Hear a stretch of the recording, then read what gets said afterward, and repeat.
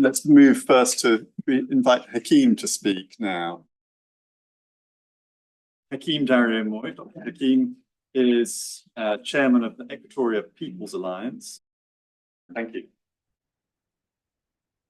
The opportunity to meet all of you and also to appreciate and thank the Sudanese Programme for hosting this conference on South Sudanese elections and the way forward.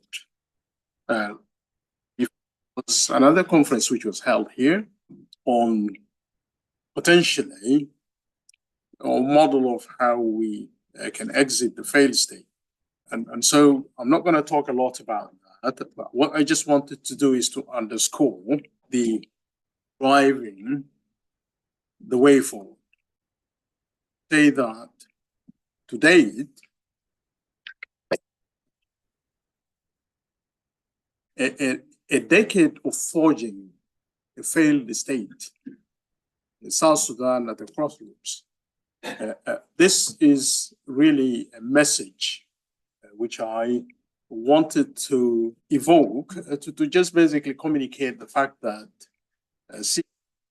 becoming a state, an independent state in 2011, a decade and more has passed, and we have what we got at the end of that is a failed state.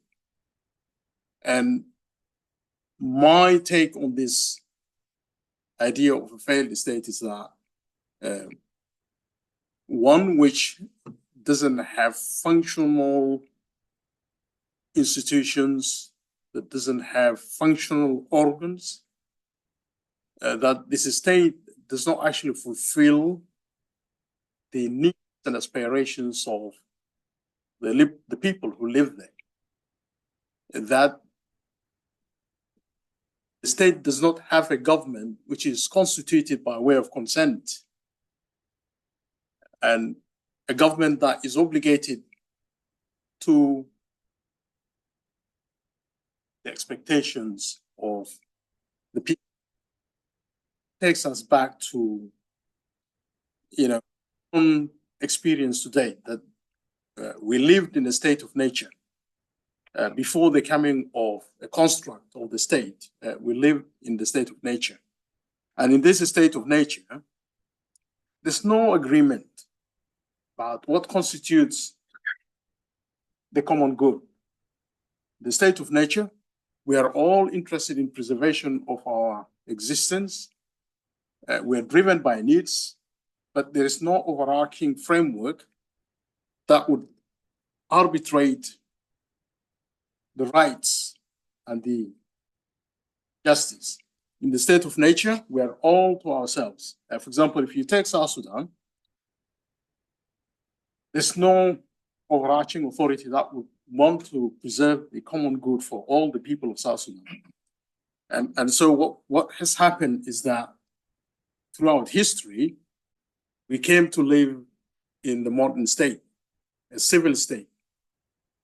And this civil state rises as a result of the consent of the people, that they wanted to have a state in which they can preserve their welfare. And that's what happened in 2011, when the people of South Sudan voted in the referendum to establish a state. Then the next question would have been, what's the form of government that we want to adopt for our diversity, managing our existence, and exercising political power? That the assumption was that sovereignty inheres in the people, sovereignty inheres in the different identities and social groups that exist in South Sudan, that these social groups needed to come into an agreement about the form and system of government that they would like to have, one which would be accountable to the people, that would be subject to the will of the people. To date, of course, that's not the case. We don't have a permanent constitution for the country. We operate on the basis of transitional constitution. And this constitution is not respected because, for example, today we see that the government in power consumes without accountability. There's an organ called the Legislative Assembly that does not exercise powers to hold the government accountable. So the government is only accountable to itself. The judiciary as an institution is not functional. The assembly is not functional. The executive is not accountable. So we do have a failed system, a failed state. And I'm not here to debate, disagree with many of the different perspectives, but I just wanted to lay the premise that South Sudan is a failed state, and what needs to happen. First, we need to have an explicit agreement in the form of a constitution. And that constitution needs to come through a process, a people-driven process. And that means, for example, I've talked about this in the past, that South Sudan was constituted from 3 provinces of Equatoria, Upper Nile, and Bahr el Ghazal, and it was governed as such. There was opportunity after the opportunity for us to come together and associate freely to address the issue of what form of government that we want to have for the country. A decade later now, we still don't have that. And yes, we do have the revitalized agreement for resolution of conflict in South Sudan. But again, this agreement makes decision, following a model, a top-down model, in which the people themselves are participants in the process of this agreement. The agreement is one of power sharing between the elites, and the people do not have a role in that. And that's why today the government of South Sudan extends itself in power without even consultation, without deferring to the people. So this is not likely to promote the peaceful coexistence of the different social groups in South Sudan, because what is missing is that we do not have, we want to live together. Yes, we want to live together, but how do we live together? How do we manage our affairs? And so the people have not had the chance to exercise this inalienable, inherent sovereignty to determine the form of government and to put down a constitution that will provide the template for how we want to govern ourselves. And so I think I would not repeat myself on the failure of government in South Sudan but what's the way forward? What's the way forward? What we have is the construct of a state which doesn't actually function for all intents and purposes to promote a common good. So what we want to do is we want to exit this failed state. We want to exit this failed state, again, subject to the will of the people, that we need to freely associate to make a decision about how we want to live together and what form of government. Because it's not too late for us to sit down as the constituent parts of South Sudan to deliberate on how we want to live together. Do we accept the principle of living together?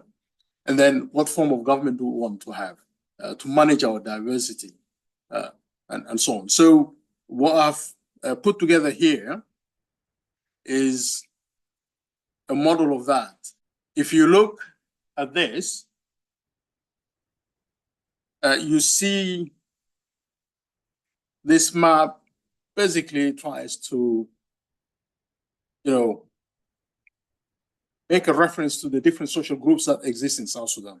From the left, for example, you have Western Bahr el Ghazal, the people of Western Bahr el Ghazal, the Fertit nation. They are more or less a cohesive social group. And They are bound together by a social fabric that identifies them as the Fertit people. If you move to Equatoria, you also have the former province of Equatoria, which is now subdivided into 3 states, Eastern, Central, and Western. But again, this part of the country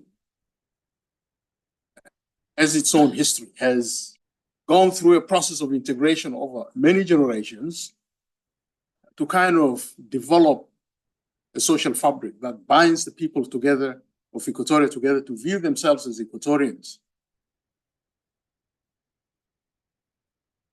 In the Fertit, for example, in Western Bahr Ghazal, they look at themselves as the Fertit nation, as the Fertit people. In Equatoria, there are over 35 different social groups, ethnic groups, and they have lived together over time. They have integrated. They have forged a sense of identity as Equatorians. South Sudan is attempting to bring different constituent parts of the country, the different social groups, and forge. Historically has taken place in Equatoria over many decades.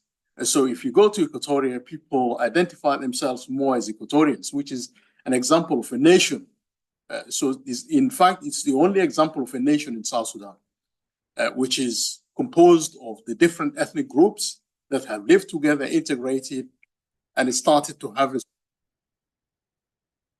this different social groups into one melting identity of being Equatorians.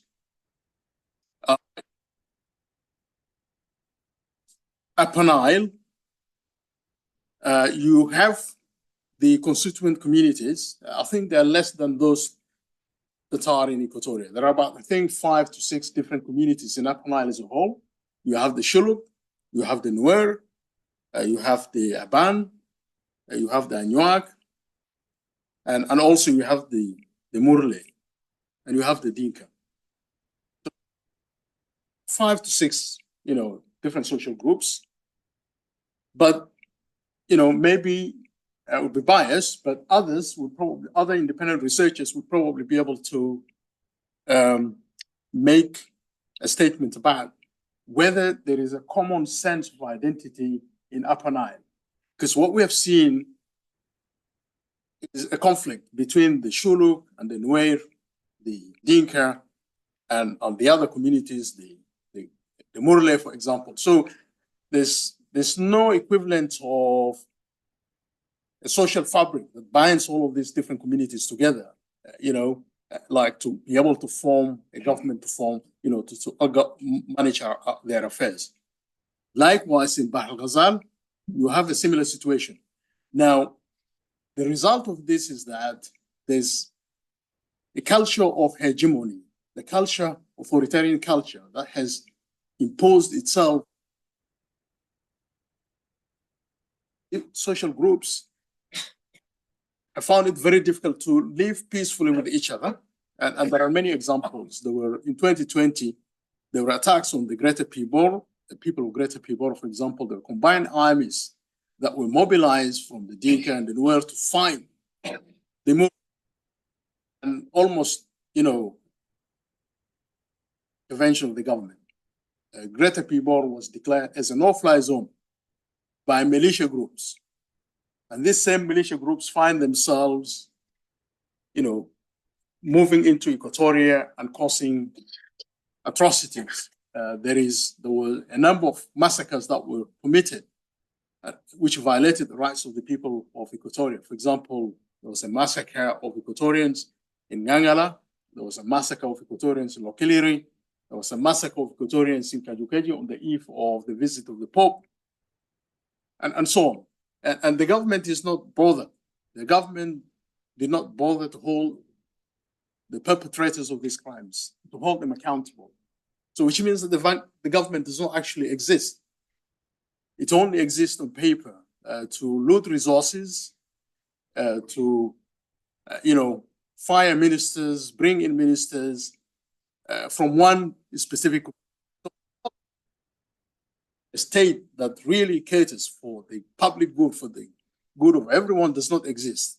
And so the state is a failed state. And then you have this vicious tribal conflicts and violence that has continued on unabated in the country. And right now in Bahr al-Ghazal, you have these wars, communal wars going on between Apuk and Abuk. And Abyei, the people of Abyei now want to have a self-autonomy. They made statements recently that they want to have an autonomy. The people of Greater Pibor fought a war to extricate themselves from the domination of the Jonglei state. And at the end of that, they got the Greater Pibor administrative area. And so what I want to say here is that there's discord in the country. So there seems to be no consensus about all of these different social groups coming together to say, we want to live together with each other in peace. And then let's work out the model and system of government that we want to have to preserve the existence and preservation of all of our inalienable rights, freedoms, liberties, and so on and so forth. So what we're proposing in the model of Equatorial People's Alliance, we're saying, let's come to associate freely. All of these different social groups, you can think of this as different social groups in the map here. Like I said, the Jeng are in eastern Bahr al-Ghazal. The Nuer are in western Upper Nile. The Cholo are in the northern Upper Nile. And the thing is that maybe because the elites have failed to institute a system of government that really serves the country, and sovereignty inheres in the people. Sovereignty inheres and invested in the people. We know that is a flow of sovereignty from the people to the institutions of government. So what we could do is that we bring a union. We bring together a union. Perhaps maybe let me take the model of the European Union. We have sovereign states coming together to form a European Union and have an assembly for the purposes of mutual benefits, to exploit the resources that are available for the benefit of the European continent. There's also a similar model here in the UK where you have 4 nations. Each nation is represented by their own football team in the World Cup, but they still coexist peacefully. We've got Scotland, Northern Ireland, English, and the Welsh, right? So there's toleration of, having agreement to live together, and then have a system of government that actually serves the purpose of living together. Because on our own, we may not be able to, there's some benefit in coming, to live together. But where that fails, where there's no consent for a government, then other options would have to be explored. So what we are saying is that let's transition out of the failed state through a constitution-making process, which is people-driven. And that this constitution-making process should be based on the participation of all of these different social groups to enact a form of consensus that would establish a formal system of government. What we might term to be a union state, a transitional union state. But how would you go about it? Say you could have people's constitutional conventions in all of these different areas. In Equatoria, in Western Bahr al-Ghazal, in Greater Pibor, in all of these different areas. The people have a people's convention to elect their people's representatives that would contribute to the state formation process, in the sense that you'd have people to constituent assembly from Equatoria, Upper Nile, and Bahr al-Ghazal, and this is direct participation of the people to elect their people's representatives to a constituent assembly. And also additional organs like the legislative assembly, the executive. So These organs that would serve as transitional organs would be mandated by the people. A regional conference, for example, in Equatoria, where the people of Equatoria elect their people's representatives. So there is direct link between the exercise of power by the people to elect their people's representatives. This is not happening today with the assembly that is in Juba, 550 members. And these members are appointees of political parties or political movements, and they are not subject to the will of the people. They are just appointed, and so they are representative of political organizations that are not even tested. None of the organizations were tested in elections or anything of the sort. So, so this model of the revitalized agreement for resolution of conflict in South Sudan proposes a way of constitution making which is driven by the elites. They appoint representatives of all of these political parties to sit and then say, this is how we're going to participate in, this is how we want to make the constitution process, the constitution of the country. That should be deferred to the people. This is the only way you can detach the elites. If the elites want to participate in that process, they have to be mandated by their regional conferences. There will be a conference in Upper Nile, in Equatoria, and Bahr al-Ghazal, and then we Constituent Assembly, we also constitute the Assembly, we also constitute representatives of Equatoria, Upper Nile, Bahr al-Ghazal to the transitional arrangements.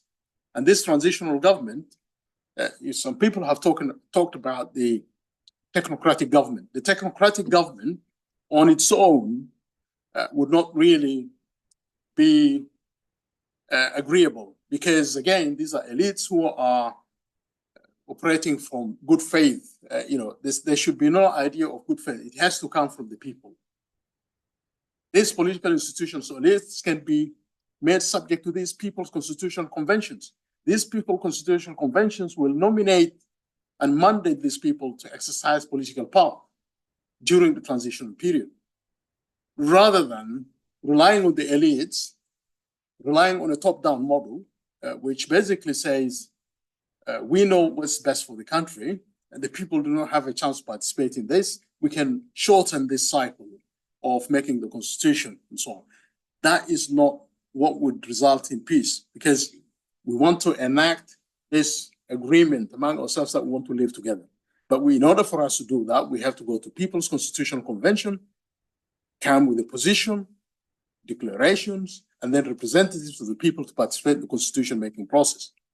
And this constitution, this transitional arrangement would then be mandated to access, for example, to undertake a census, to promulgate the constitution of the country, and then ultimately subject this constitution to the plebiscite and referendum, for example, if that is how we want to,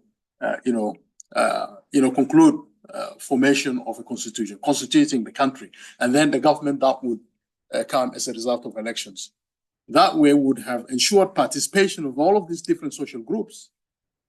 Process, it's the people-driven process, rather than to be an elite-driven process. So that is really what we are saying, we're proposing as a mechanism for exiting the failed state. Because the elites have failed, they have signed an agreement, they are not carrying back to the people, and therefore the people are excluded in the participation in making, decisions about the future of the country. So I think I'll stop here.